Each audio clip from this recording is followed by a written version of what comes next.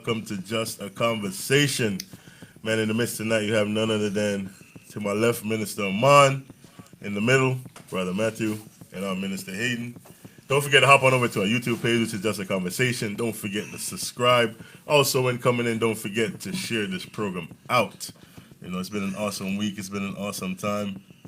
You know, man. It's been crazy, man. Yeah, it's been rough. I've been like, it's like this whole entire week is like guys been talking through the things that I like listening to, and it's like, what you trying to tell me, guy? Stop listening to him? What? No, I can't do that. But Why? it's like, it's more like, stop listening, guy. No, I can't do that. No, you said the stuff you've been listening to. Yeah, it's like in a sense that he's using it like say, yo, you just gotta put in that work.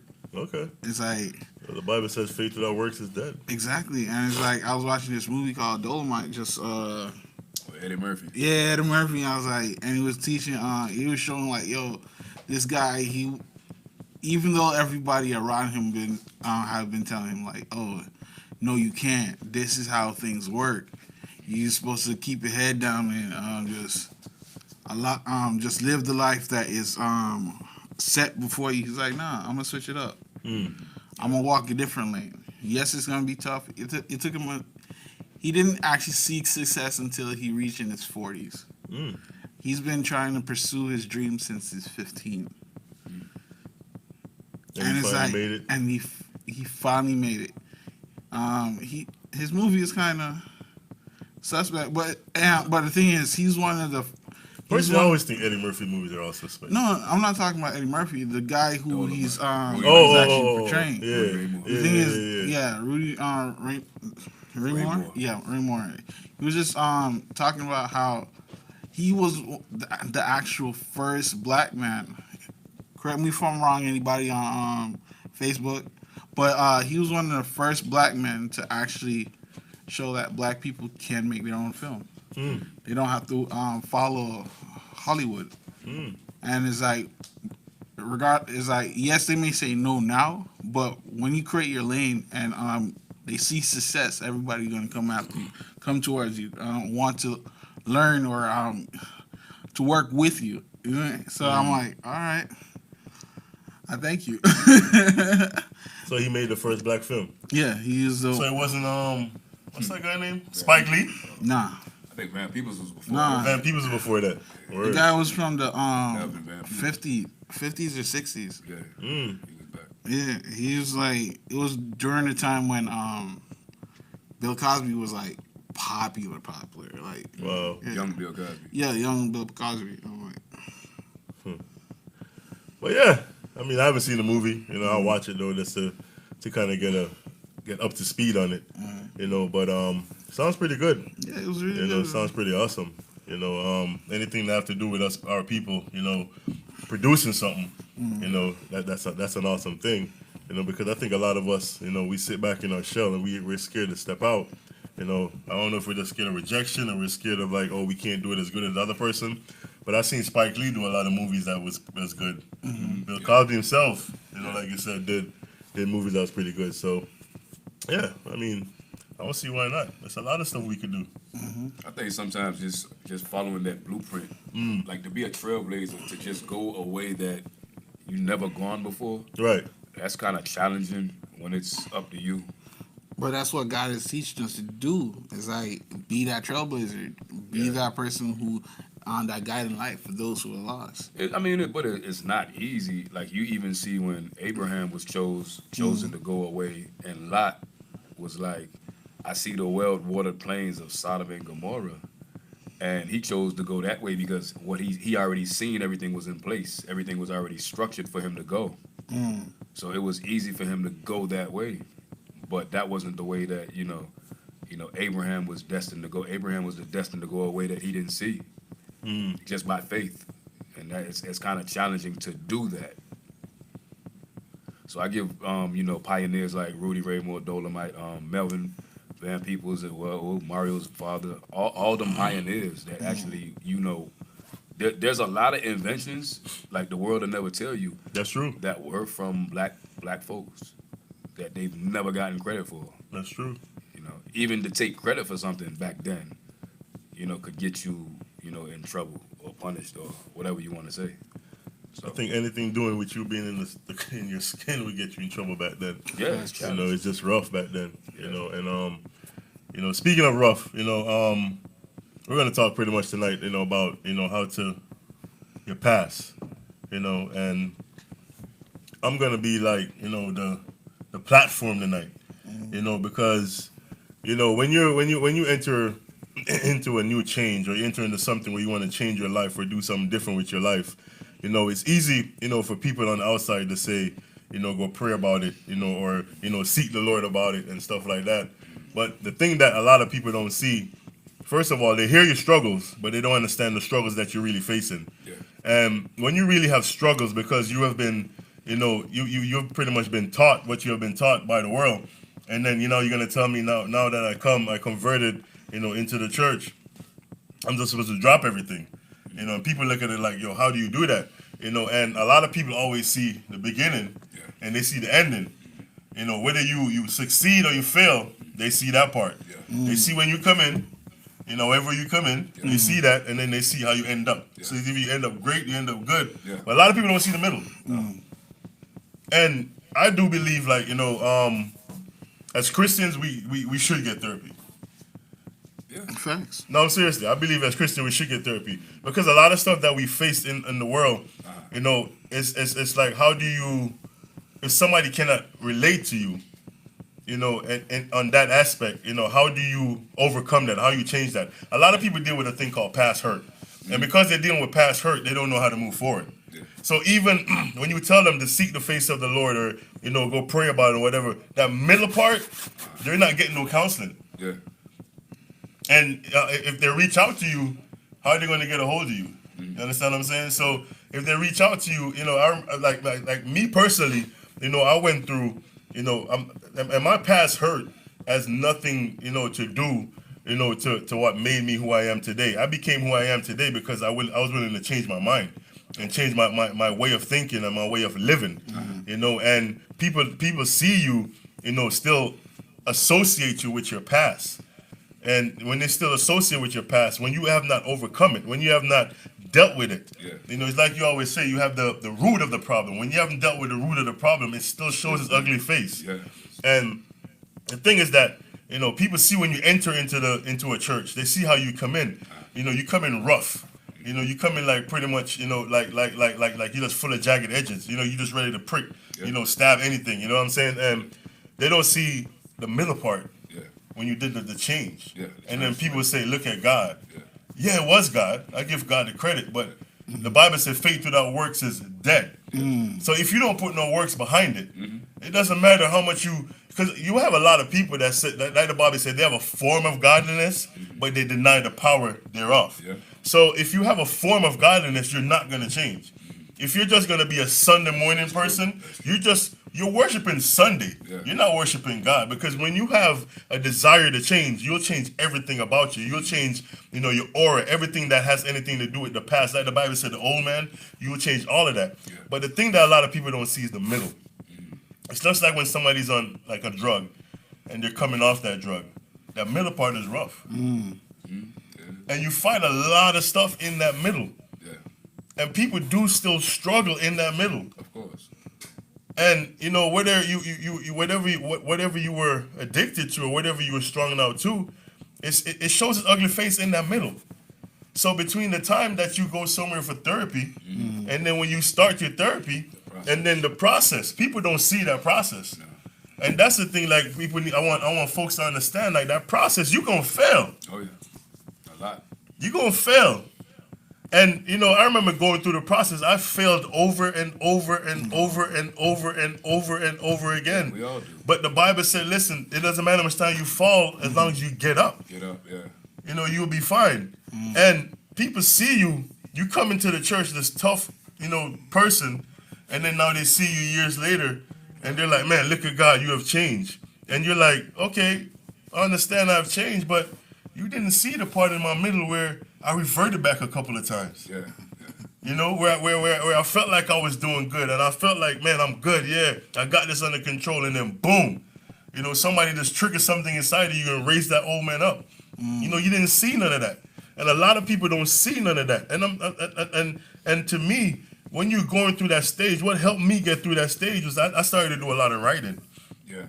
I write out a lot of stuff that bothered me, you know, from my past. I brought out a lot of stuff that, like say for instance, you know, like I used to always feel like I can't talk to my father about nothing. I wrote all that stuff down. I wrote a lot of stuff out. Like, listen, like, you know, I dealt with this. I struggled with this, and I kept writing, and I kept writing, and I just kept writing. And when I kept writing, I kept talking to God. And even though sometime I wrote, I told the God, I got to a point sometime where I got so hit, and I was so hurt that guess what? I resorted back to what I know, which was drinking.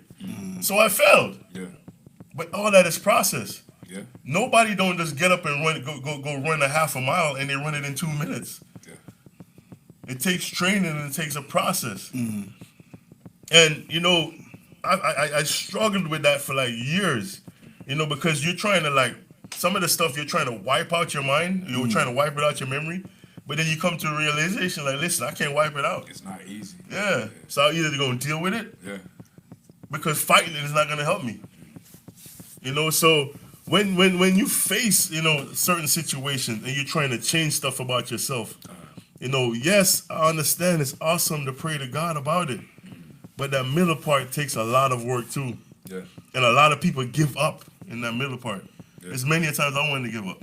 Yeah, of course, it's not easy, like what we said before. I mean, but the thing about it is one of the things that's really hard is to actually admit that problem lies within. Of course. And when we do admit it, sometimes, like, you know, in James 5, it says, confess your faults one to another. And that's, to me, the therapy part about it. If we're able to admit it, and not only admit it to ourselves, but also, like, you know, Brother Matt, you know, I'm having a problem with this. And once we actually get it out there, you know, then we're actually asking for advice to help fix that problem. Not just within ourselves, because within ourselves, we might not find the right solution. Right. But if I be like, Brother Matt, so what you think about this? And I tell him my problem, and then he's giving me advice, you know? And another thing, I think the reason why we don't go to people with our problems and be an open book is sometimes we have trust issues. Exactly. What they're going to think of us. Exactly. And like you say, they might even see us in our process of weakness. Exactly. Sometimes I feel like some people would rather have us look weak. But it's just like the man that was at the tombs. As long as he was bounded, Yeah. they were happy with it. Yeah. But then when he got free, they said, "This man's It was crazy." a problem. Yeah, Yeah. it became a problem. You see what I'm But saying? why is it that we have that mentality? Because you are so right. Like whenever you go through that process and go through that middle part, and you stumble and you fall, guess what? If you see your church brother, your church sister, or somebody, you know, they say that for instance, you in the convenience store and you buying like, you know, a bottle of beer, a 6-pack or whatever. They see you, they quickly go talk about you. Yeah. But they don't understand, you know, why you're doing that. They don't understand what's connected to that. You know, it's just like when you see somebody on the road, like a homeless person, and they say, "Listen, man, let me get $1.50." You know, and if they go buy alcohol, to me, it doesn't bother me because guess what? I'm not sleeping on the streets. I don't know what it's like. Yeah. They know what it's like. That's it. You understand what I'm saying? So whether they want to get like pass out drunk just to make it through the night, that's on them. And I'm not gonna pass judgment on that person. But I think that's kind of like what you said. Like some people, when we do things for man instead of do things for God, then we have a problem with what man does with what we did. But what if your intentions is all good, where you want to do it for God, but you still fail? My intentions was really good. I really wanted it to do it for God. I didn't want to like keep reverting or keep breaking God's heart. But guess what? It just happened that it just always. That's why last week we were talking about second chances. I understand second chances. Yeah, you're right. But I think if you're doing it for God, if you're doing it with the intention of God, you're not going to stop. You're not going to quit. But Yeah, you keep going. If you're trying to impress man, I think after a while you will say like, man is not going to appreciate. But what don't I you do. feel like, even though like in like ministry form, you still have to like do stuff to like please man? Nah, not really. I mean, man is always going to have something to say, so you're never really going to please him, whether you do it good or, you know, you're never going to do it specifically how a person would want you to do it. Right. So, you know, you like if you once you realize that and you get out of that mind frame, then it's like, you know, who am I supposed to say at one time?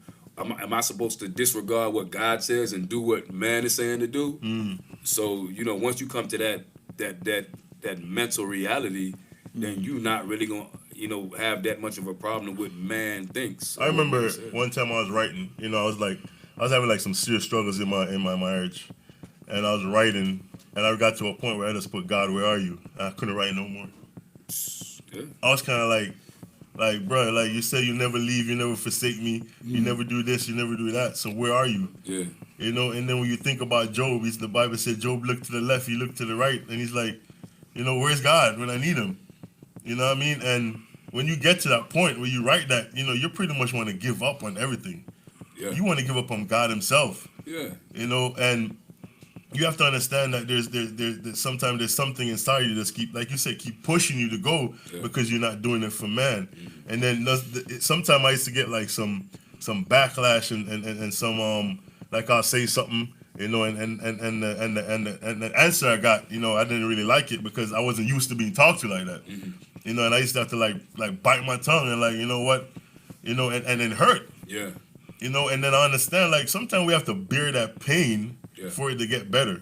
Of course. Sometimes you have to bear that cross. Just like you say, take up the cross and follow me. Sometimes you have to bear that pain. Sometimes you have to feel what that pain feel like, to understand that you can withdraw yourself from not saying anything. Yeah. And whenever you face some situations, like some situations you're going to go through them now and you're going to be like, okay, boom, I've seen this before. I got this. But now you're going with the confidence of God and not with yourself. Yeah. Because when you're going through a purging system and you're going through a part where you're trying to, like I said, that middle section, it's just you. Yeah. It came to a point, bro, and like and shame on me, and I'm being like real. It came to a point I withdraw myself from even apostle. Yeah. It happens sometimes. Yeah. I just wanted to be by myself. Yeah. Because you sorry. You have people telling you, oh, I see you as this, I see you as that, and you're going through a stage, you're going through a situation. I don't see myself as that person. Yeah. So sometimes I had to separate myself from everybody and just hear let God tell me, who am I? It's like you go to God and you write, who am I? Yeah. And just put a question mark. What are you saying? So my question is like, you said something that kind of, I've always done it, and I'm trying to reach a point where I'm like, I'll bit my tongue and then just suck on that sour lemon. Yeah. And it's like, It hurts. real bitter, and it's like, but when is it that you stop and like say, no, I'm not going to keep on just taking it? When can you ever tell yourself that? If you're willing to change, it's a lot of stuff inside of you that gotta go. You're gonna have to suck lemon for a while. It's not something that you just gonna say, okay, I'm gonna bite my tongue today, I'm gonna bite it tomorrow, but okay, in the third day I'm gonna lash out. You can't. That's not changing. That's just succumbing to the thing that's already inside of you. Everyone has something that's dormant inside of us. Whether it's anger, whatever it is, it's still inside of you. It's dormant, and anything could bring that out. Yeah. But the more that you keep sucking the lemon, like what you say, the more you keep suppressing that thing. You keep suppressing that appetite. You keep suppressing that hunger, and then you try to move yourself on, and that's how you change. And then that's why it says this. That's why Paul said you got to die daily. That's when you start seeing some stuff around you start dying. Stuff that you used to do, stuff that you used to fantasize about, stuff that you used to, that was like your pleasure. You start see yourself starting to die to that. And that's what. Let me tell you something, man. Therapy. If I could have afforded it, if I knew the price of it, I would have done it. Because sometimes, a lot of people wants to do better and they want to become a better person. But when you enter into the church and then you have that middle section, some people cannot relate to you. Some people not everyone's going to relate to you. Not everyone's going to tell you what you want to hear. Okay, I'm in church, I'm hurting, I'm dealing with a past, I'm dealing with drug issues, I'm dealing with drinking issues, I'm dealing whatever issues that you're dealing with. And you're telling me, oh, I see you as David. That don't help everybody. Some people want a deeper thing to tell them, like, listen, I hear you. I see what you've been through. I see what you're facing. And that's the middle part that a lot of people don't see. They see you at the beginning and they see whether you succeeded or if you failed at the end. Well, I definitely understand that, and I did try to do. I feel like if you're gonna do something like that, the person can't have any relations to you. they can't be close because they're going to be biased, and it's like when you're trying to tell them about certain things, it's like. And that's exactly why I said, like, I had to, like, I took myself away from everybody, everyone. So was there a like a thought in your head that maybe this person just like knows you a little bit too much? No. It wasn't a thought in my head that nobody knew me. It wasn't a thought in my head about nothing like that. The thought that was in my head is like, you if I come to you, like I say, man, Minister Amon, XYZ, and you throw a Bible verse at me, Yeah. I don't understand the Bible verse. Yeah. I don't understand none of that. So Yeah. that moment, that is not helping me. Uh-huh. When you come from a origin, or you come from a era where like people were like straight up like, yo, Biggs don't do that, or Biggs you're a fool, or Biggs you're this, Biggs you're that. You understand? Yeah. You understand that kind of talk. Yeah. But until you get seasoned and start understanding the word and start understanding scriptures, then you could throw that at me. Mm-hmm. But in the beginning, I just find it it's like if you want to start a seed, you put the seed in the ground, you cover it up, and then you start giving it nourishment. You understand what I'm saying? You're giving it what it needs to start growing. And when it start growing, then you could you do other stuff to it. So when you see someone start growing, then you start to feed them the scripture and the stuff like that. That's why I think like therapy is a good thing, because they're going to start you on a level in which you understand in the beginning. Mm-hmm. And now you could throw Bible verses at me and I don't understand. Mm-hmm. But in the beginning, could you understand that if somebody threw Bible verses at you? No, I don't. You gonna have to do a lot of research. Exactly. When the prophet comes and the prophet doesn't know you from Adam, he doesn't know you at all, and you hear what he's saying, you wondering like how you know this about me, how you see me as a David when I don't see myself as I see myself as this, right? And like you comparing yourself like worse than the dust. You get what I'm saying? Right. And the person is giving you these high remarks and what they see you as. But you sitting there like, this person doesn't know me from anything, so why would this person say that about me? And then the thing that a lot of people get confused with that is that, okay, you tell me, like say for instance, you see me as David for instance, a lot of people misscrew David's life, bro. Yeah. And they quick to say, well, David wasn't perfect. That don't mean you have to be the same way. Yeah. And a lot of people, when you start telling them stuff like that, it's just like any language somebody teach you. What's the first word you word in the language? The bad words, right or wrong. Yeah. They learn all the bad words first. Yeah. So anybody that you say, okay, boom, okay, let me go listen up about David. Yeah. What was David? Even though he could fight, he was anointed. Nobody not gonna see that at the beginning and say, oh man, this man had all these women, all these wives. I like to look at the bad first. Exactly. I ain't gonna lie. And then they start saying, okay, well, he wasn't perfect, so I ain't gotta be perfect. Yeah. I like to try and get the bad out of the way first. If someone says I'm like David, I'm like, oh Lord, Bathsheba. I'm like, that's what I'm trying to like. All right, say. so I remember like the apostle said to me one time, he said, listen, the Lord said you're a Jacob, and I started reading about Jacob. Yeah. And I'm like, I ain't no trickster, I ain't no supplanter. Yeah. But then when I started looking in myself with that purging process, I was like, Jesus Christ, I am all of that. Yeah. You know what I mean? Yeah. But it was like, wow, when you start when I started to convert his lifestyle into, looking at my lifestyle, like, yo, like this makes sense. I'm gonna be honest, I don't like when people do that.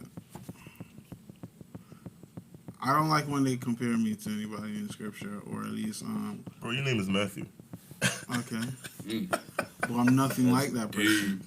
Isn't it? Wow. I'm not into money like that. So it's like I don't know. Ruth, is he into money? No, she's not saying that. She don't want to get beat up. I'll blow it within seconds. And so because the reason why is I remember this person, and I try not to let it get to me, or they try to prophesy over my life, and they're like, oh, yeah. And it's like every time I think about it, I try to rebuke it, because I'm like, nah, I don't want that over me. Because it's like they said something like, oh, I'm kind of in between, and it's like, depending how I walk or something like that, I could either fall or progress. I'm like, I need to choose a side. I'm like, don't do that. Don't do that. if that's the case, that's everybody in Christendom. It's like it's like what's good. It's like everybody have that moment where it's like they either could walk straight or it's like they could fall. I'm like, don't do that. You're too oh yes, you got anointing. Like, yeah, everybody have an anointing. It's how they use it. So what you saying? They was too vague? Yeah, that's exactly what I got out of it. It's like they too vague and at the same time they trying to sound prophetic. I'm like, I hear what you're saying, but Like, pick one. But what if it was God? Just take all of that out of there, and what if God was really talking through that person and saying, "This is." What I'm not saying God isn't talking through them. Isn't? I just like that's everybody who comes to church. I wouldn't say everybody. Anybody who has an anointing on their life, they're on that line. It's either they walk straight or they slip up and fall. So that's why I'm like, if you have an anointing on your life, and when you do come to Christ and legit turn from that way, yes, you're gonna have an anointing on your life. So it's like, so basically, you were saying that because it applies to everyone, it doesn't apply to you. I'm not saying it didn't apply to me. I just didn't like it. Because it's like, again, I do believe I got anointing. I just didn't want to hear it.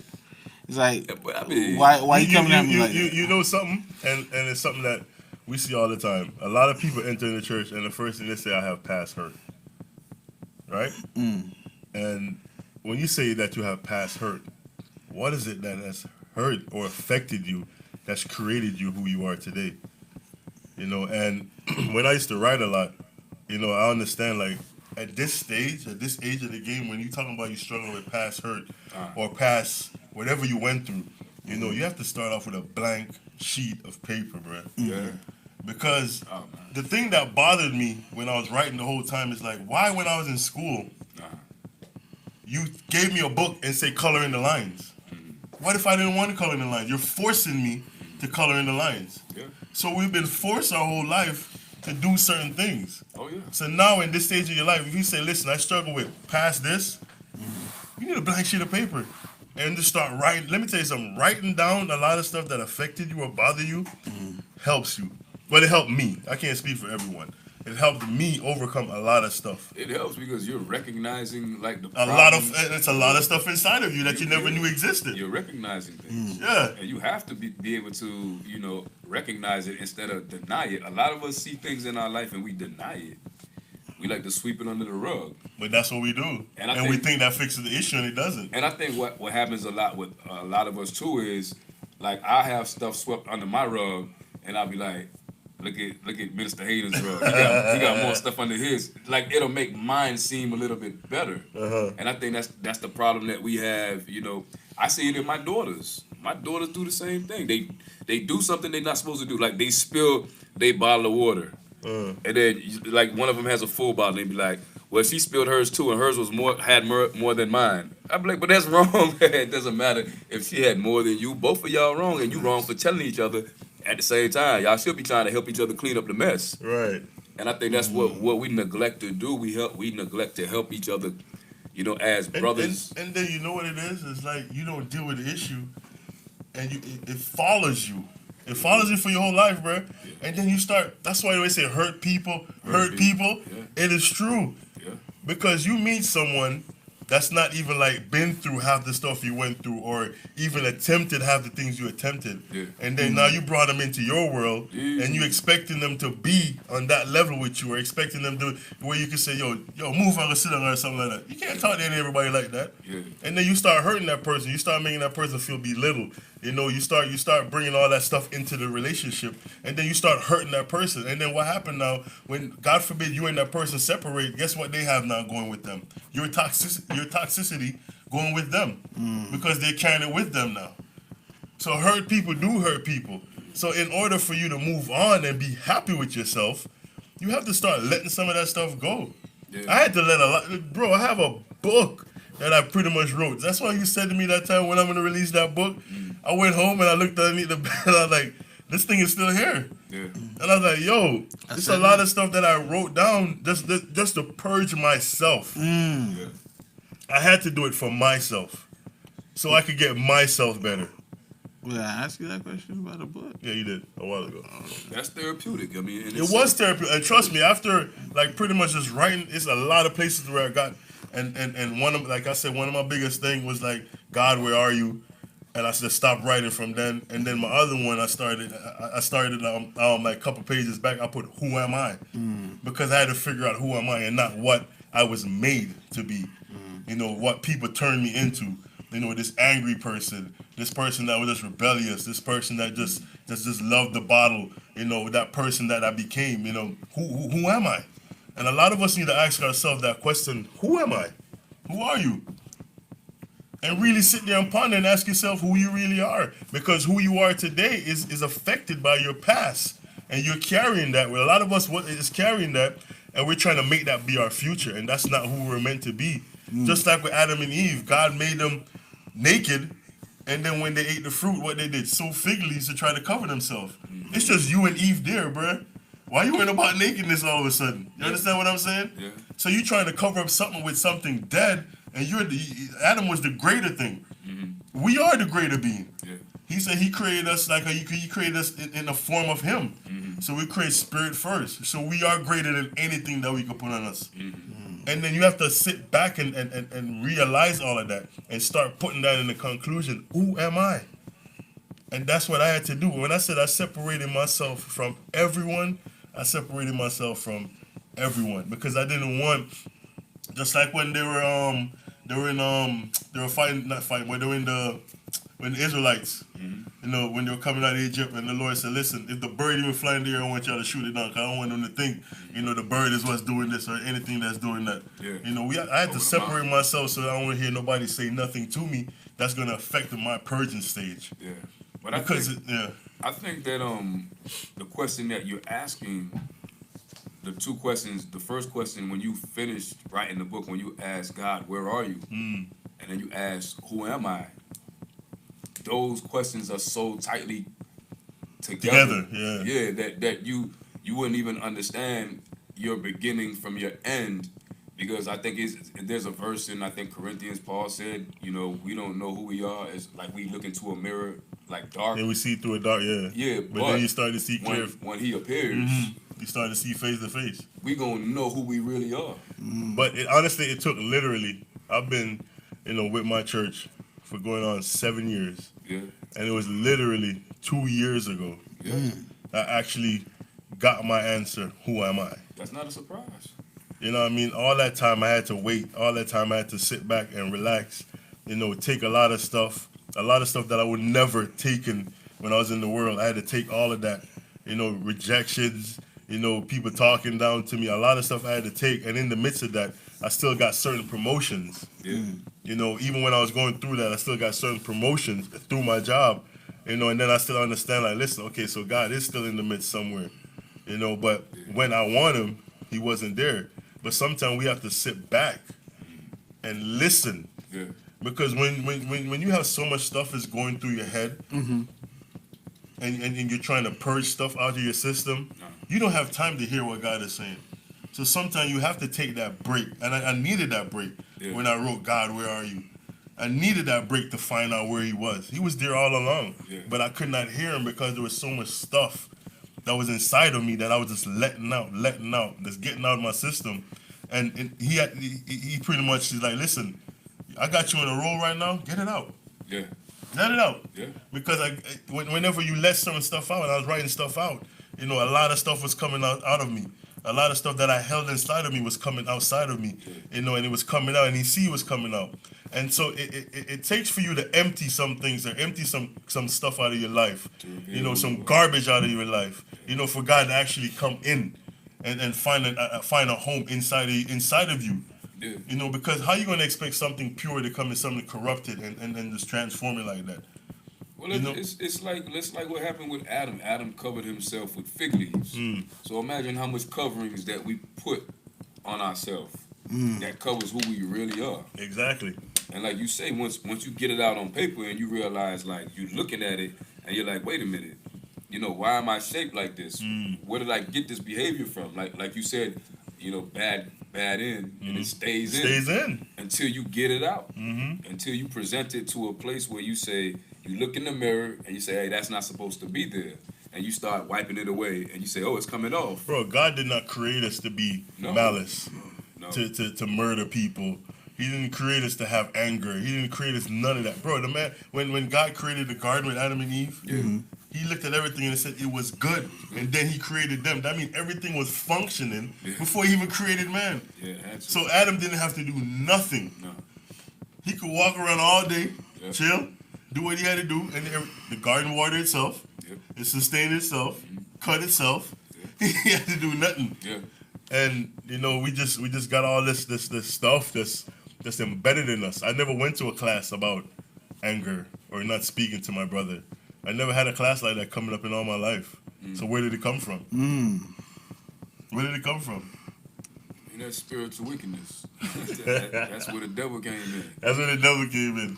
I'm gonna be honest, man. Gee, I respect everything you just said, but I still ain't reached that place yet. Well, it's going to you're gonna get there one day. Cause like Every man have their day. you said that it took you 2 years. I'm still on your year so and it's like I'm still like in that quiet place. So what's the why do you think Yeah. you still? So you won't let go and let God. No, but what's the reason for like you just staying in that place? The quiet place Yeah. It's comfortable.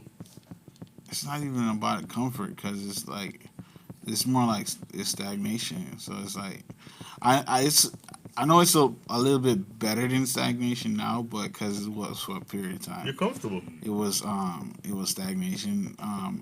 So you don't think you're comfortable? I do kind of think I am, But it's not fully. You know the thing with me is what I woke up one day and I said, you know what? I am sick and tired of people keeping me in a box. If I serve a God, right, that controls the universe, why am I in a box? And a lot of us has been placed in a box, and we've been in that box for years, and we're comfortable. I think it's mostly the box that they build themselves. Nah, we got placed in a box, and we're comfortable in the box. So when you hear some women say, "I'm a strong black woman," no, you angry. Well, the thing is, I'm independent. how I look at it, You can't be it's independent your whole life. there's a time when it's like, all right, when you're younger, it's like they could have been placed in a box, but after a certain time, you build in that box. Yeah, that's true. Well, I don't know if you building it more as You're reinforcing it. yeah, more as you're respecting the box that they built for you, and you're staying in there. And I think like it's just like we spoke about earlier when Lot seen how things were. He says, okay, that's cool. That's the box that I recognize. I'm going there. And he went to Sodom and Gomorrah. When Abraham went outside the box, he went walking on faith. He was like, well, whatever comes, because I got this promise. And I think, that's not comfortable. And I think that's all of us have that in us, that spirit of God, that utterance, it groans, it moans to get outside this flesh, this body. We want to get out, but we're sometimes, hesitant to walk out on faith because we've never been, to that place before. It's scary. It is scary. Yeah. But how will you know if it's not scary if you don't step out of it? Well, as long as you're in the comfort level, it's like, okay, it's easy to minister in KBI. But when you step out of the box and go somewhere, is it still going to be that easy? And you were witness to that when you went to Jamaica. And sometimes, I mean, I feel it's better to go to people that I don't know and minister to people I do know. Me, yeah, I mean, it's different for me, because the people that don't know me, they sit there and they sitting there like, wow, like you make sense, or like, wow, I don't know you from Adam and you telling me this about myself. But I think the people that that I minister to that know me, it's like Jesus. He couldn't do a lot of things, miracles, because everyone was like, "You the carpenter. I know you. Like you Mary's son. Right. I know you." So like he couldn't do nothing. He couldn't even heal a couple sick people. But he couldn't do the big miracles he was doing, like when he was doing the people that didn't know him. Right. And they was just trusting on him because they didn't know nothing about him, but it was like the authority in the word that he was speaking with was true. That's how I feel when I minister to people that I don't know. Well, I could I agree with you, and I think that's the reason why I feel whenever you come in, it's easier to go to someone that you don't know Yeah. about your issues, because it's like for instance, you were saying earlier that you wrote down your emotional issues that you're going through, and I it's say like it was emotional though, but go ahead. well mental, whatever you want to call it. Man, I ain't saying I had no your mental issues. issues, man. Your issues is like your issues. That's the most yeah. important thing. Yeah. I know that for me is like when I try to go to people I thought who was going through certain things, and it's like they might have overcome or they have an understanding. Heart is like it was hard, and when they knew me, and it's like it wasn't. It's like they're giving their personal issue, but it's like it's not connecting, and it's like because they're not their situation is so even if it's similar, but it's different. It's like they can't. That's the worst part about it when the situation is similar, but yet still you can't understand it, and it's like I'm like all right, but usually when you go to somebody, the total stranger, they're like, yeah, I understand. Do you know that I believe like human beings should de-vent every night before they go to bed? Oh yeah. They should be what? De-vent. You should let some stuff out. Oh, okay. That's why God says it's not good for man to be alone. Oh, Because when you're alone, a lot of stuff run through your head that's just unnecessary. he said Everything was good, but he said it was not good for man to be alone. And if you notice, when somebody get locked up and they want to put them in isolate, what they do? They put them alone. Yeah. And the toughest man struggle with that. Yeah. You could go crazy. You could go crazy being alone. We need to de-vent at nights, bro. Well, I mean, we're supposed that to. could be being taken honest. some ways, my guy. It's like How's you gonna take it some ways?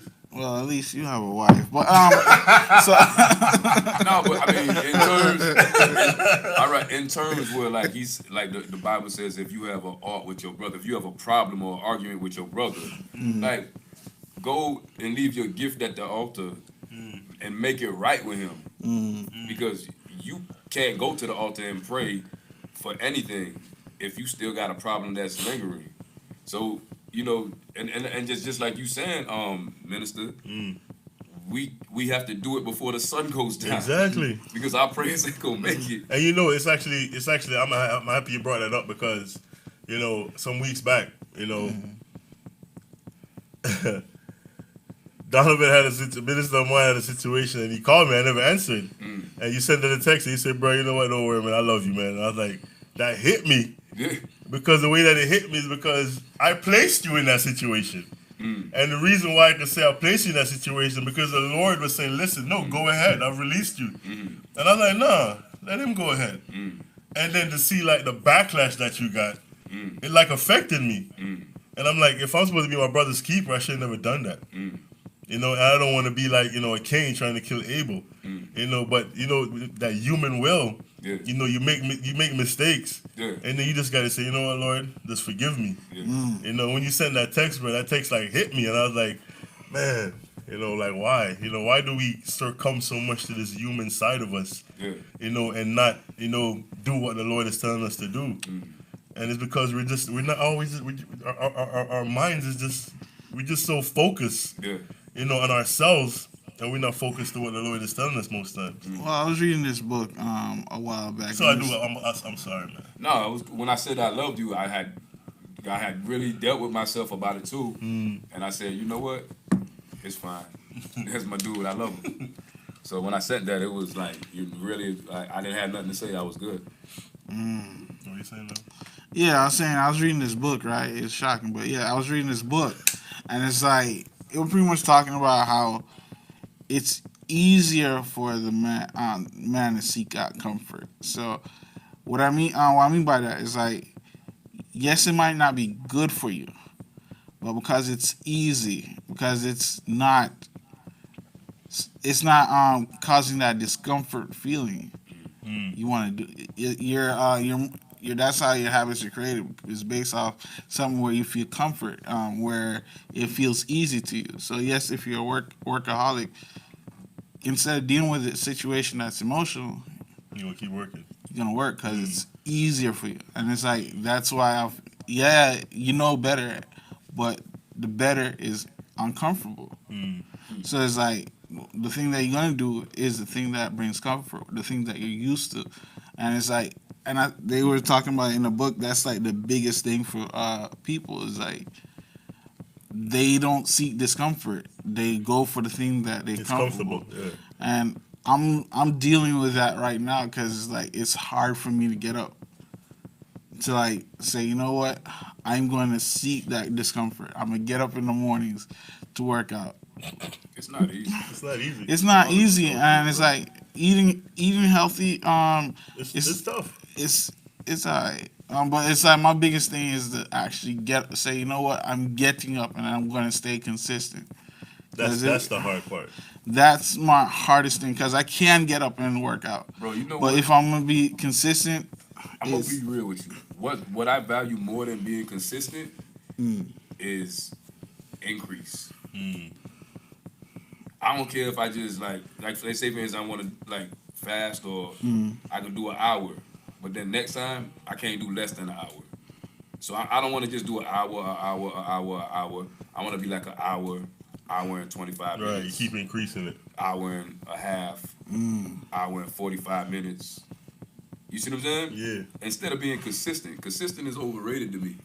That's what you're saying. But Be consistent, increase. but increased on it. Yeah, because you're not gonna just get to a certain age and then just be consistent at that age for the rest of your life. You're gonna continue to mature. And I could relate, to how tough it is because, I was doing fine for like 7 months. And you hit a plateau, right? And then I plateaued in September. It was That's my the birthday. worst, man. It was like every week I was just doing something. Just couldn't find time for the gym. Yeah. It was just like from the end of August to September, it was just like, it's tough for me because I'm always doing something. And I finally started back yesterday, like 100% full blown. When I finished, I was running on the treadmill 10 and a half miles an hour, comfortable. Yeah. I'll go back. I'm struggling with 7. Yeah, that's it. So now I have to push myself back to where I was. I have to get back to be consistent. Yeah. And I had to push myself. And how you do that, yesterday I started off at 6.0. Today I started at 6.5. And tomorrow I'm going to go to 7.5. I'm just going to keep pushing that bar. Because my body has to connect back to where I was before. Hey, one of my good friends from childhood, he told me something one time. He said, "You ever fell off a bunk bed?" And I said, "Yeah." He said, "Next time, use a ladder, so you can go down slow. Don't just jumped off. Yeah, don't just go to the top and then just fall off. Pew." But he said, "Use a ladder and go down slow." So you can always go down slow and come back up slow. That's true. But it's better than you just being at the top and you just fall all the way, boom, and now you got to try and work your way back up. It's the worst.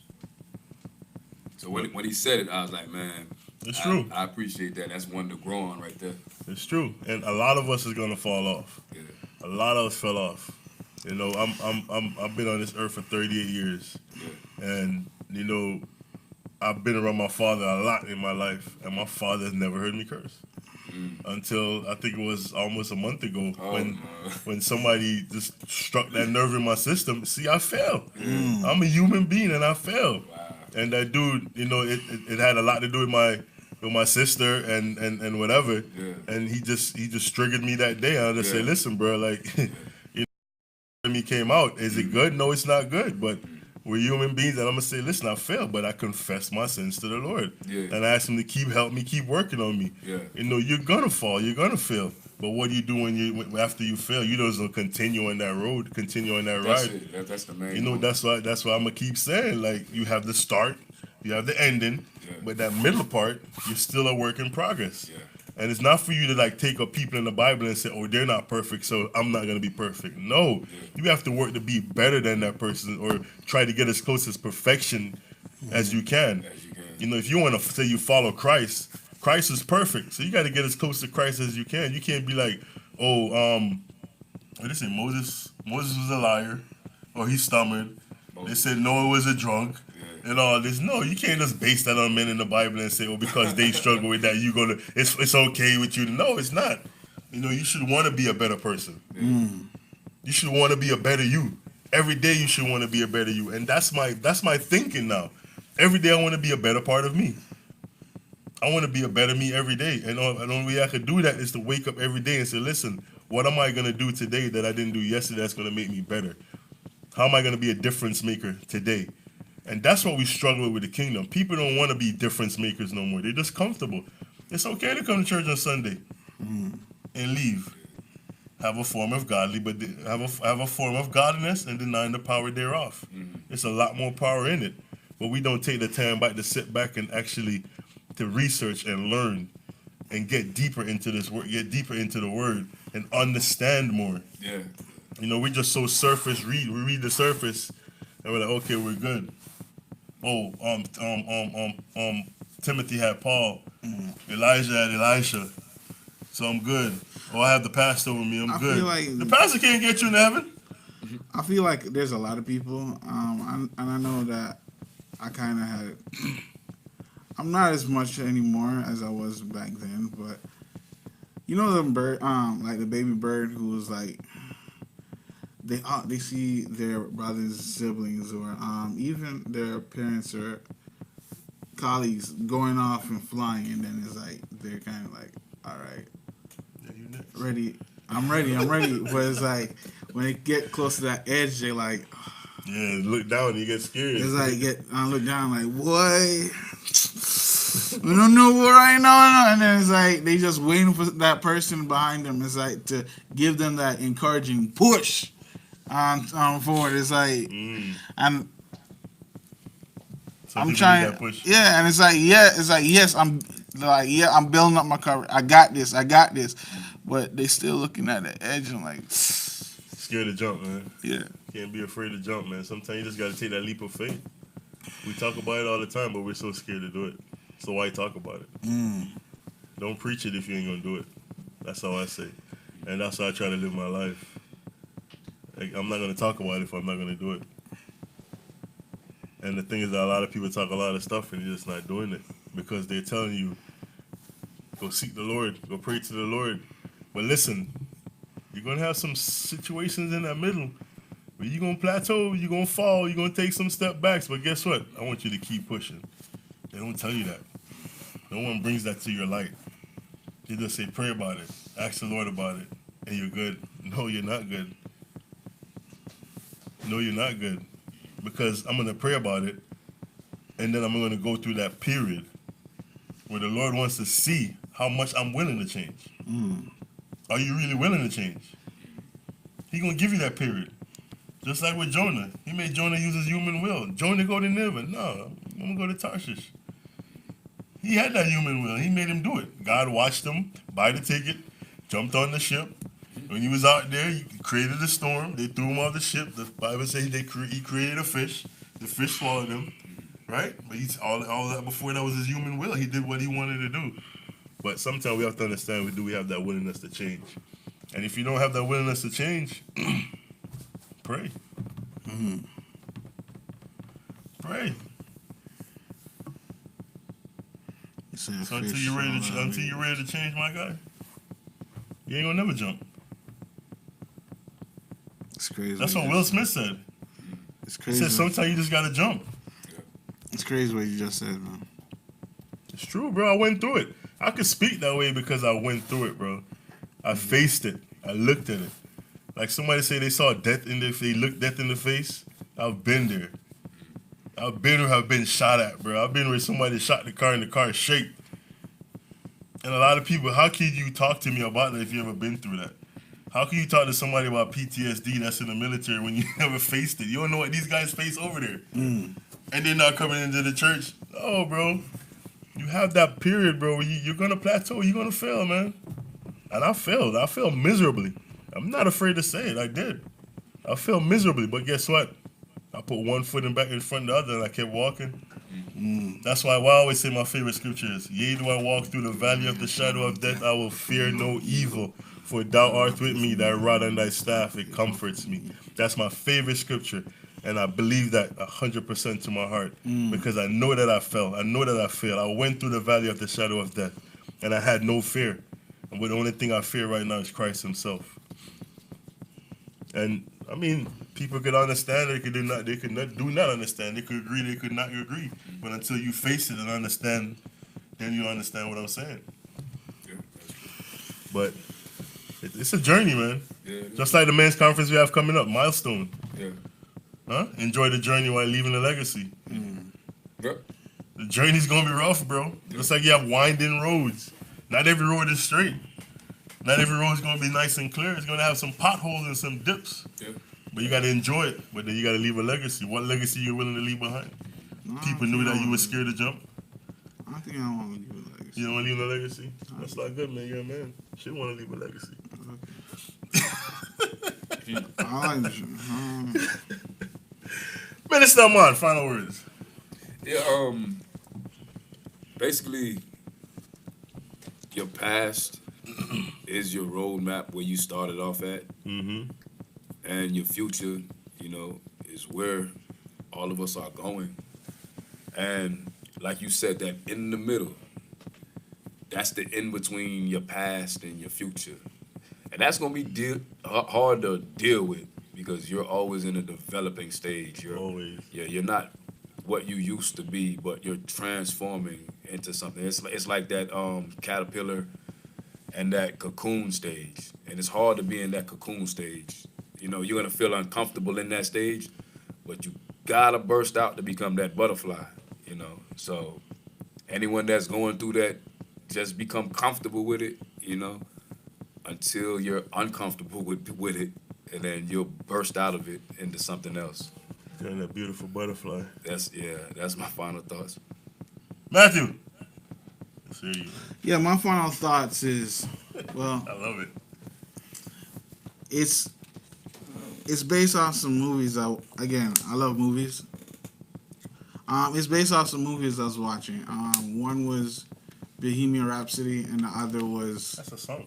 yeah, it's a pretty decent song. And also, again, Dolomite. These two men, they pursued their dream because they, just like you said, want to leave a legacy. They formulated in their mind saying, "This is where I'm going. This is what I'm striving for." Yes, there's a lot of mess along the way that I have to overcome. I have to go through. But am I going to let this cause me to stumble and then just quit, or am I going to keep on pursuing for the things I want? And it's like that's one I'm working on myself to reach, because there's a lot of things I personally want to do, and it's like, yes, I know. So I feel like if you have something that you really want to do, yes, there's going to be critics. Yes, there's going to be a lot of naysayers and people saying, "Oh, you should do something else. You should stick to the norm." If you know in your heart that this is the right path for you, regardless of the naysayers, because the same people who gonna say all manners of evil and try to reduce your thought process to just saying, "Oh, it's meant for other people and not you," because of whether it be your intelligence or your skin color or even your what's the word I'm looking for? Your health. Don't let that stop you, because at the end of the day, there's certain things that you set for yourself that you wish to accomplish. Strive for them. That's it. Okay, awesome. Strive for them. Strive for everything that you set out for, and understand you're going to fail. Understand you're going to fall, but still strive. Right? Facts. That's what you're saying, right? Yeah. All right, man. I'm with you on that one. Appreciate everyone that tuned in. Appreciate everyone that took the time out to listen to this. The Lord has given us an awesome platform, and it's good to come on here and encourage folks and say, listen, you gonna go through a phase, where you're gonna sometimes fail, and it's okay to fail, but just remember just to get up and keep going. You know, the songwriter said, "What do you do after everything? You just stand. You know, don't give up, don't give in, don't quit." You know, our shirts tonight say, "God love never fails," and it's from Psalms 136. You know, God love never fails. He has a, you know, the song I love to sing. You know, His love is reckless. You know, He's not worrying about it. He just loves us that much. You know, it's just like an accident, a head-on collision. He just loves us that much. His love is reckless. You know, and when we understand that, we'll understand why He created us. And then sometimes you got to go through a phase where you got to take yourself from away everyone and just to figure out who you are, and not who society have put you to be in, or who people have created you to be. You know, it's who you are. You know, this past Sunday, man, it was awesome, and I was listening to, you know, Evangelist preach in the morning, and let me tell you something, man. You could tell, you know, that it doesn't matter like anything that she went through or anything that she's been through, you know, anything that she's faced. You know, she's pushing through it. You know, she understands. She's pushing through it, and she was letting everything out, bro. And she was preaching with all authority. She was putting it out in the atmosphere, like, listen, like, yo, you're gonna struggle, but you just have to keep pushing. You got to keep pressing. You know, the Bible says that we press towards the mark, so we have to continue to press. Don't give up. Don't quit, man. I went through it. It's a lot of people going through it. That middle stage is rough. You know, that's where it really questions your Christianhood. That's where it really questions if you really believe. You know, the Bible said, "For God so loved the world that He gave His only begotten Son, so that whosoever believeth." That's the key word right there. If you believe in it or believe in Him cold-heartedly, then guess what? You should not perish but have everlasting life. I made it through it. I did not perish. I'm still living. You can make it through it and not die. You know, it's not nothing you've been through, nothing you face is here to kill you, but it's to strengthen you, to understand and open your eyes that there's more to this than what we just see with our physical eyes. You know, step into the spiritual realm and see what the Lord is doing. It says, "Oh, come, oh, taste and see that the Lord, He is good," and you will see all of that. It's been real. You know, don't forget to hop on over to our YouTube page, which is Just a Conversation. Don't forget to subscribe, and also don't forget to share this program out. So it's been awesome. It's been real. Thanks for listening to, Just. you know, my testimony, you know, and I really appreciate everyone for tuning in. You know, so until next week, Tuesday, this is Just a Conversation where we say hashtag Talk about it.